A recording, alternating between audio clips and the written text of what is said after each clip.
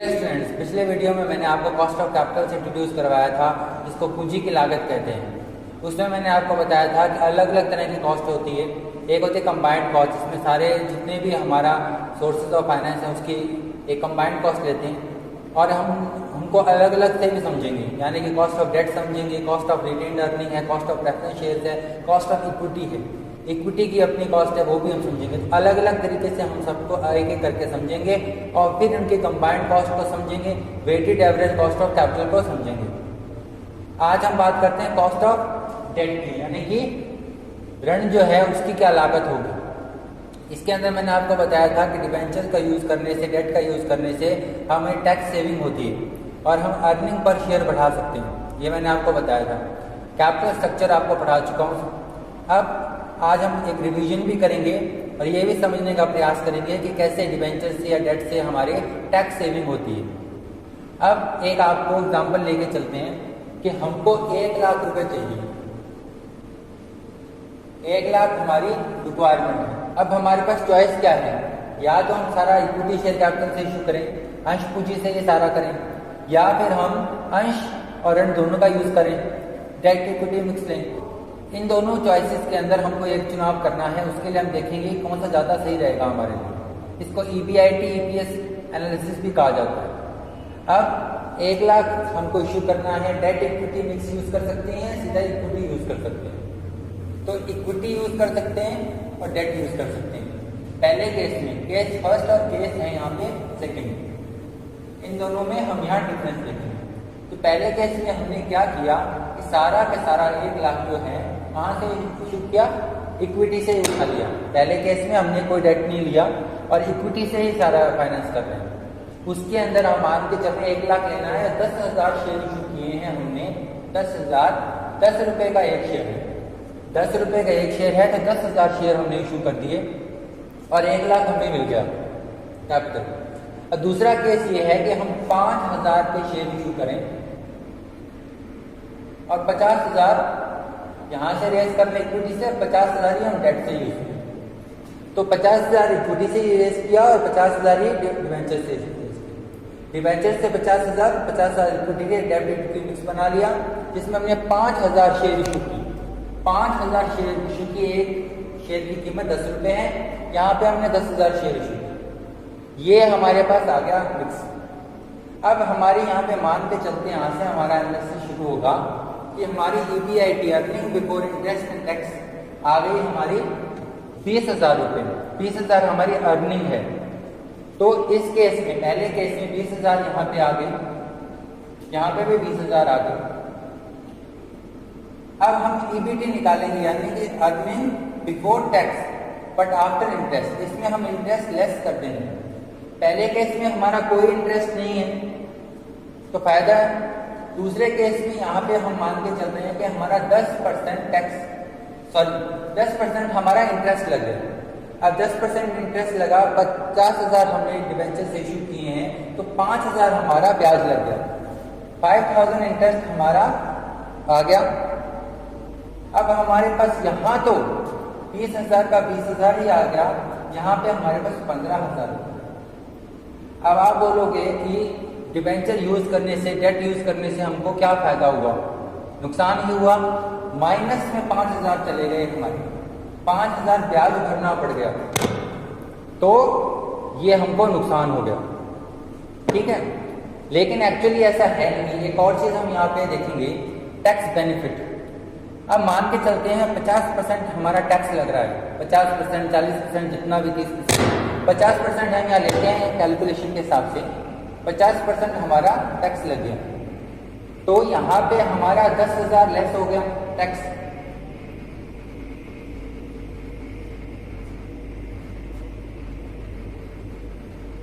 $10,000 रह गया। यहाँ पे 50% के हिसाब से 7,500 हमारा टैक्स लगा और 7,500 बच गया। तो यहाँ पे 5,000 हमारा नुकसान हुआ ब्याज की वजह से, लेकिन यहाँ पे 10,000 टैक्स लग रहा है, यहाँ पे 7,500 टैक्स लग रहा है।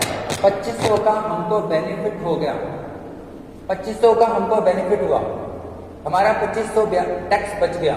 इतना कर हमको नहीं देना पड़ा, यहाँ पे ब्याज देना पड़ा 5,000, लेकिन यहाँ पे हमारा टैक्स सेविंग हो गया। तो उसका बेनिफिट मिला हमको 2500 का। यहाँ पे हमारे पास 10,000 बच गए, यहाँ पे 7500 बच गए। अब आप कहोगे चाहे कुछ भी हो, नुकसान तो हुआ ब्याज की वजह से, इससे अच्छा इक्विटी शेयर कैपिटल ही ले लेते। लेकिन यहाँ पे नोटिस करें आप बात, यहाँ पे 10,000 जो बचा है वो 10,000 शेयर्स के लिए बचा है। यहाँ पे 7500 जो बचा है वो सिर्फ 5,000 शेयर्स के लिए बचा है, क्योंकि 50,000 हमने इक्विटी से जो रेज किए थे, 10 रुपए का एक शेयर था, तो 5,000 ही शेयर इशू करने पड़े। यहाँ पे डिवेंचर से बाकी अमाउंट इशू किया। अब यहाँ पे हमारे पास 7500 बचे, यहाँ 10,000 बचे, ये 10,000 शेयर्स के लिए रह गए। तो अर्निंग पर शेयर हमारी कितनी आई? सिर्फ 1 रुपए। यहाँ पे अर्निंग पर शेयर कितनी आ गई? 1.5 रुपए। यहाँ पे अर्निंग पर शेयर ये 10,000 बच जरूर गया, लेकिन डिवीजन भी 10,000 शेयर में होगा, तो 1 रुपया बढ़ेगा अर्निंग पर शेयर। प्रति अंश जो हमारी अर्निंग हुई वो 1 रुपये हुई, यहाँ पे 1.5 रुपये हो गए। तो इससे हमने देखा कि डिबेंचर का एलिमेंट यूज करने से, डेट यूज करने से हमको टैक्स बेनिफिट मिला, और लास्ट में जो अर्निंग पर शेयर है, प्रति अंश जो हम वितरण करेंगे उसमें बेनिफिट हो गया। ये 1 रुपये बचा, यहाँ 1.5 रुपये बचा। ये है कॉस्ट ऑफ डेट, यानी कि जो डिबेंचर यूज करते हैं तो कुछ हमको बेनिफिट होता है, टैक्स का बेनिफिट होता है, उसको हम एडवांटेज के तौर पे ले सकते हैं। ये पहला पॉइंट आपको समझ में आ गया। यहाँ देख सकते हैं आप 10,000 शेयर इशू किए थे, यहाँ 5,000 शेयर इशू किए थे, यहाँ पे 20,000 से आई अर्निंग, यहाँ पे 5,000 हमने इंटरेस्ट घटा दिया तो 15,000 बचे, यहाँ 20,000 बचे, लेकिन टैक्स इसका ज्यादा लगा, उसका टैक्स कम लगा। लास्ट में अर्निंग पर शेयर जो आई उसमें हमारा इस सिस्टम में, इस डेट इक्विटी मिक्स में फायदा है, इसमें हमारा फायदा नहीं है अर्निंग पर शेयर के हिसाब से। ये कॉन्सेप्ट आपको समझ में आ गया। अब नेक्स्ट देखते हैं कॉस्ट ऑफ डेट कैसे कैलकुलेट करेंगे, क्या उसके फॉर्मूला होंगे। एग्जाम में जो आपके क्वेश्चन आते हैं वो कई बार उन्हीं फॉर्मूला से आते हैं, तो वो आप ध्यान से देखिएगा। तो ये आपने देख लिया अर्निंग पर शेयर कैसे कम हो जाता है अगर ज़्यादा शेयर इशू करेंगे, और डेट का यूज़ करने से अर्निंग पर शेयर कैसे बढ़ जाता है। अब कॉस्ट ऑफ डेट देखते हैं, उसके कुछ फॉर्मूला देखते हैं, कुछ उसके कंडीशंस देखते हैं, केस स्टडी देखते हैं। ये अलग अलग केस कोई भी आपको एग्जाम में पूछ सकते हैं, तो सबका आपको ध्यान में देखते हैं कि 5 लाख के डिबेंचर्स हैं, 5 लाख के डिबेंचर्स हैं, 12% डिबेंचर्स हैं, तो 12% डिबेंचर्स हमने इशू किए हैं 5 लाख के।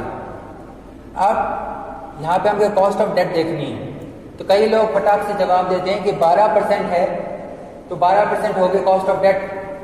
अब इसमें टैक्स इशू आता है, टैक्स एलिमेंट है, वो बाद में देखेंगे, लेकिन कई और चीज़ें भी हैं उसके बीच में। अब यहाँ पे सीधे 12% देख के 12% कॉस्ट ऑफ डेट है, लेकिन मैं ये कह रहा हूँ कि आपको अमाउंट देखनी है, इंटरेस्ट का अमाउंट, तो वो भी कहेंगे कि 12% है 5 लाख का, 60,000 आएगा, 60,000 को 5 लाख से डिवाइड करेंगे तो वापस 12% आ जाएगा। फिर इंटरेस्ट अमाउंट कैलकुलेट करने का मतलब क्या है? उसका मतलब है एक्चुअली कई चीज़ें होती हैं इसके अंदर। एक होता है फ्लोटेशन कॉस्ट, यानी कि खर्चे इशू करने के डिबेंचर्स को, उसमें अंडर राइटिंग है, ब्रोकरेज है।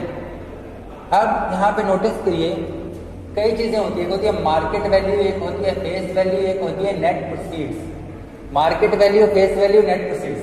तो फेस वैल्यू जैसे डिबेंचर 5 लाख के हैं तो ये तो फेस वैल्यू तो हो गई, लेकिन मार्केट वैल्यू होती है जैसे रिडीमेबल डिबेंचर्स हैं, तो रिडीमेबल डिबेंचर्स क्या है, 10 साल बाद 5 साल जब रिडीम करेंगे तो एक उनको प्राइस देनी पड़ेगी, वो प्रीमियम पे भी रिडीमेबल हो सकते हैं, ऐसे में उनकी मार्केट वैल्यू बढ़ जाएगी। अब यहाँ पे जो मार्केट वैल्यू अलग हो सकती है, फेस वैल्यू अलग हो सकती है, नेट प्रोसीड्स पे अलग हो सकती है। अगर फ्लोटेशन के खर्चे हैं तो हमारे हाथ में कम पैसा आएगा। मान लीजिए 5 लाख के आपने डिबेंचर्स इशू किए, 20,000 फ्लोटेशन एक्सपेंसेस हैं, तो वो कट जाएंगे और हमारे पास 4,80,000 ही आएंगे।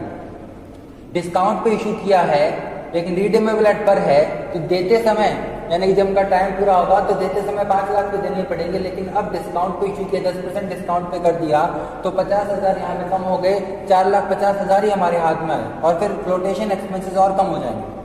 तो इस प्रकार नेट प्रोसीड्स अलग चीज होती है, नोट कर लीजिए, और फेस वैल्यू है, मार्केट वैल्यू है, ये तीनों चीजें अलग हैं। कई बार ये सेम भी हो सकती है, कोई फ्लोटेशन चार्जेस नहीं लगे, 0 फ्लोटेशन चार्जेस हैं, डिस्काउंट पे इशू नहीं किया, रिडीमेबल एट पर है। अगर ऐसे केस हैं तो तीनों एक हो सकती हैं, वहां पे ये बात सही है, 12% ही आएगा। लेकिन जब इनमें डिफरेंस आ जाए, कोई फ्लोटेशन खर्चे आ जाए, उनको इशू करने के कुछ खर्चे आ जाए, तब चीजें बदल जाएंगी, इसलिए अमाउंट लेते हैं। अब इसका फॉर्मूला नोट कर लीजिए, फिर हम अलग अलग केस में वो फॉर्मूला अप्लाई करेंगे, फॉर्मूला सेम रहेगा। KD यानी कि cost of debt equal to R rate of interest. Formula ध्यान है तो आप ये कर पाएंगे सॉल्व इजीली। और फिर है market value minus net proceeds over N। ये यहाँ पे आएगा इंटरेस्ट अमाउंट कैलकुलेट करेंगे। जैसे 5 लाख है तो 12% उसका आ जाएगा 60,000। तो यहाँ पे अमाउंट लिखेंगे, रेट ऑफ इंटरेस्ट नहीं अमाउंट। फिर यहाँ पे मार्केट वैल्यू, फिर यहाँ पे आएगा नेट प्रोसीड्स, आपके हाथ में कितना आया, फ्लोटेशन एक्सपेंसेस वगैरह काट के डिस्काउंट काट के या कितना आया। अगर प्रीमियम पे इशू किए हैं तो वो अमाउंट जितना आपके हाथ में आया वो ओवर N। ये N क्या है, टर्म है। अगर 10 साल के डिबेंचर्स हैं, 10 साल बाद रिडीम होंगे तो 10 साल इनकी टर्म हो जाएगी N। और फिर है यहाँ पे MV plus NP over 2, market value plus net proceeds divided by 2, यानी कि इनकी एवरेज लेनी है, एक तरीके से आप कह सकते हैं। ये फॉर्मूला यहाँ अप्लाई करेंगे इनटू 100, आपका कॉस्ट ऑफ डेट आ जाएगा। तो कंडीशन कोई भी हो, अलग अलग केस में फॉर्मूला अप्लाई करने वाले हैं हम, और इसको हम देखेंगे कैसे अप्लाई होता है। तो ये फॉर्मूला आप नोट कर लीजिए। अब हम अलग अलग केस देखते हैं। तो पहला केस यहाँ पे लेते हैं, वही 12% डिवेंचर्स हैं 5 लाख के। अब इनको 4% डिस्काउंट पे हमने इशू किया है और 10,000 हमारे फ्लोटेशन कॉस्ट हैं अंडर राइटिंग एक्सपेंसेस के तौर पे। तो अंडर राइटिंग एक्सपेंसेस 10,000 है हमारी, 4% डिस्काउंट पे इशू किया है और 5 लाख के डिबेंचर्स हैं 12% वाले। अब पहला केस ये करके देखते हैं, फिर एक एक करके देखेंगे। पहले आपने देखा कि जब ये कोई खर्चे नहीं है, डिस्काउंट पे इशू भी नहीं किया, पर पे इशू किया, पर पे रिडीमेबल है, तो 12% सीधा सीधा आ जाएगा। अब फॉर्मूला में पुट करते हैं नई सिचुएशन को। यहाँ पे 12% के हिसाब से जो R होगा वो 60,000 आ जाएगा। फॉर्मूला आप देखते रहिए, कॉपी में आपसे नोट कर जो करवाया है। अब है पहली चीज मार्केट वैल्यू। मार्केट वैल्यू क्या आएगी, 5 लाख के हैं, वो यहाँ पे मार्केट वैल्यू होगी क्योंकि इतने पर ही रिडीमेबल है, रिडीमेबल पर है, तो 5 लाख यहाँ पे मार्केट वैल्यू आ गई। माइनस करेंगे नेट प्रोसीड्स के। अब ये वाला पॉइंट देखिए कि नेट प्रोसीड कैसे निकालते हैं। अब आप ये देखिए 5 लाख के नेट प्रोसीड्स थे, 5 लाख की वैल्यू थी, माइनस 20,000 डिस्काउंट, 4% 5 लाख का आएगा, 20,000 को लेस कर देंगे और 10,000 और लेस कर देंगे, वो है हमारे फ्लोटिंग एक्सपेंसेस अंडर राइटिंग खर्चे। तो 4,70,000 हमारे पास यहाँ पे नेट प्रोसीड्स आ जाएंगे। 4,70,000 हमारे पास नेट प्रोसीड्स आ जाएंगे। उसमें 20,000 हमारा डिस्काउंट लेस हो गया क्योंकि हमने डिस्काउंट पे इशू किए, 10,000 हमारे अंडर राइटिंग एक्सपेंसेस लेस हो गए। तो 4,70,000 ही हमारी जेब में आया, तो वो हमारी हो गई नेट प्रोसीड्स। तो 4,70,000 यहाँ पे लिख देंगे। ओवर पीरियड यहाँ पे 10 साल का पीरियड लेके चलेंगे।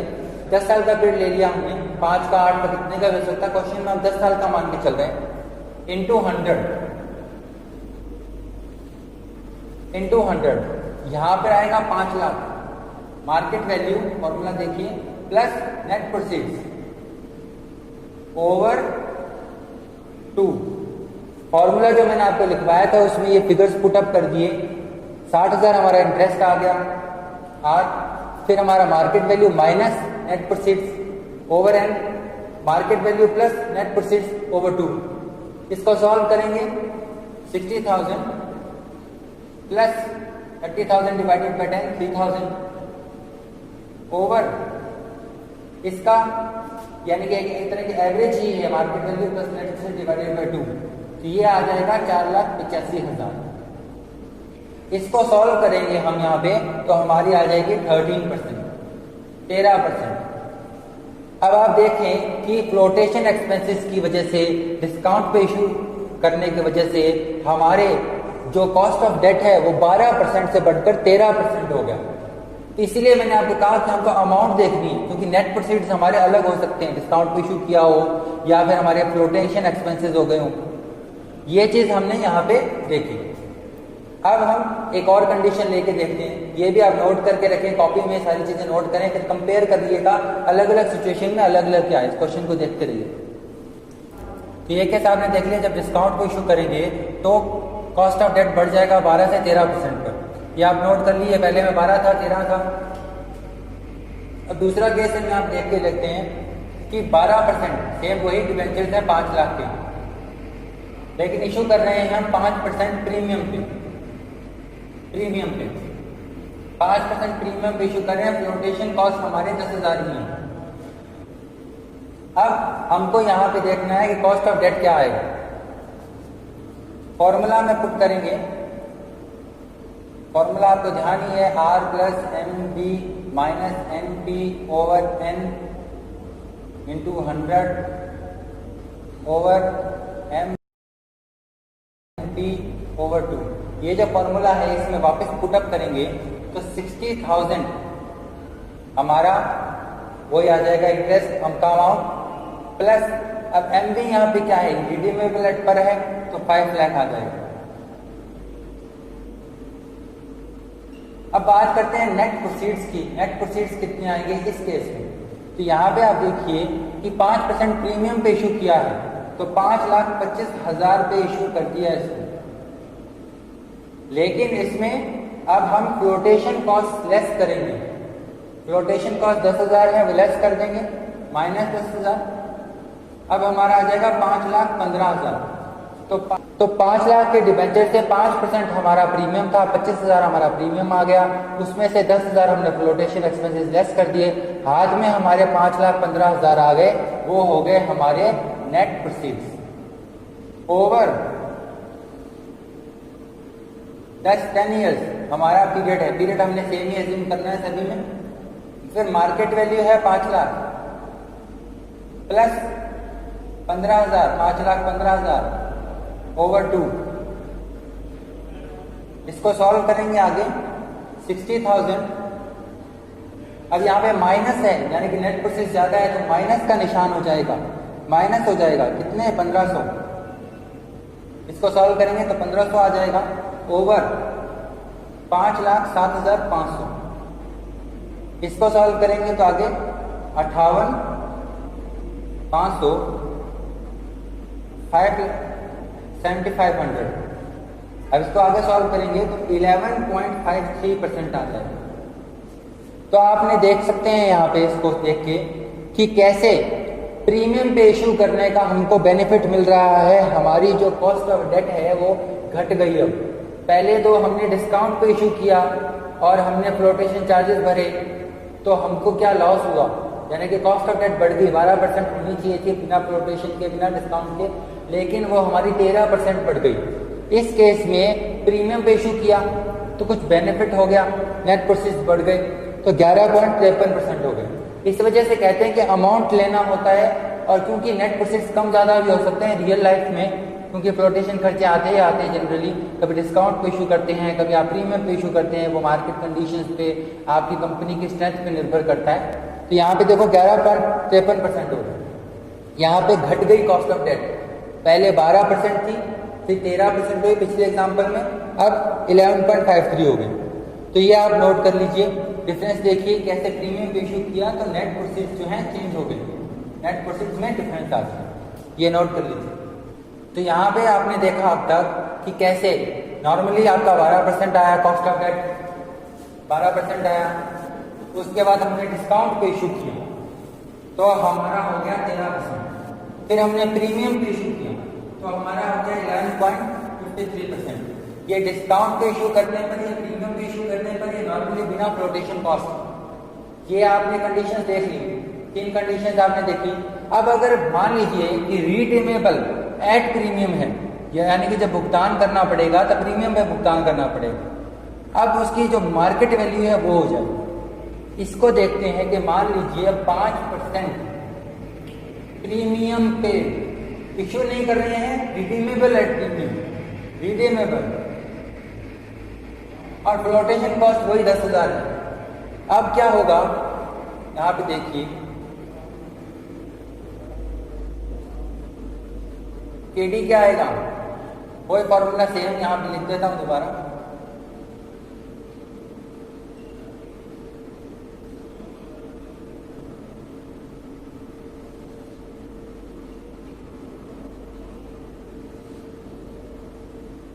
इसको सॉल्व करेंगे 60,000 सेम टू सेम प्लस, अब मार्केट में क्या है यहाँ पे 5% प्रीमियम पे रिडीमेबल है, यानी कि बाद में जब देंगे तो उसकी 5% वैल्यू बढ़ जाएगी। तो अब यहाँ पे मार्केट वैल्यू में फर्क आएगा। पहली बार हम देखते हैं कि इस केस में मार्केट वैल्यू चेंज होगी, 25,000 प्रीमियम ऐड हो जाएगा, 5,25,000 उसकी मार्केट वैल्यू चेंज होगी, minus net proceeds 10,000 flotation cost same रखे हैं हमने और 5 लाख के हैं, इशू पर पे कर रहे हैं, 10,000 वो लेस हो गए, 4,90,000 हमारे पास हाथ में आएगा। हमारे नेट प्रोसीड्स हो जाएंगे 4,90,000, ओवर पीरियड सेम रहेगा, यहाँ पे 5,25,000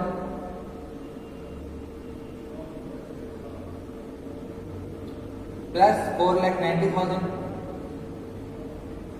डिवाइडेड बाय 2। इसको सॉल्व करेंगे तो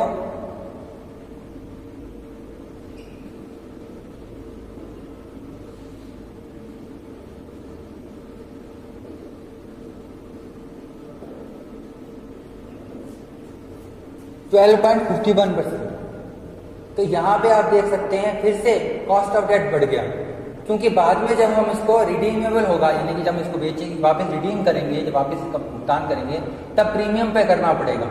तो आप देख सकते हैं यहाँ पे इसकी कॉस्ट ऑफ डेट बढ़ गई। अब यहाँ पे सारी कंडीशन देखते हैं शुरू से लेकर अब तक। पहला था नो फ्लोटेशन कॉस्ट, डिस्काउंट पे इशू नहीं किया, पर पे ही इशू किया, पर पे ही रिडीमेबल है, ठीक है, तो उसमें कोई झमेला नहीं, 12% आ जाएगा। फिर डिस्काउंट पे किया तो 13% हो गया, फिर प्रीमियम पे इशू किया तो 11.53 हो गया। अब रिडीमेबल है ये प्रीमियम पे, ठीक है, अब यहाँ पे हो गया 12.5। तो कैसे आपने देखा कि अलग अलग सिचुएशन में अलग अलग कंडीशंस में कॉस्ट ऑफ डेट बढ़ती गई, 12 से 13, 13 से 11.53, फिर 12.51, कितना चेंजेस आया। ये कुछ कंडीशंस थे, अलग अलग कंडीशंस है, at issued at premium, issued at discount, redeemable at premium. या फिर ऐसा भी आपसे पूछ सकते हैं कि कोई फ्लोटेशन कॉस्ट नहीं है और कोई रिडीमेबल एट पर है, इशूड एट पर है तो सेम आ जाएगा। आपसे ऐसा पूछ सकते हैं परपेचुअल है तो क्या होगा, परपेचुअल अगर आ जाए तो सीधा rate of interest over net proceeds in 200। तो ये कुछ कंडीशंस है, फार्मूला मैंने आपको बता दिया, इसके न्यूमेरिकल्स आप और करके देखें, तो क्वेश्चन आपको पूछना है तो पूछिए। Thank you.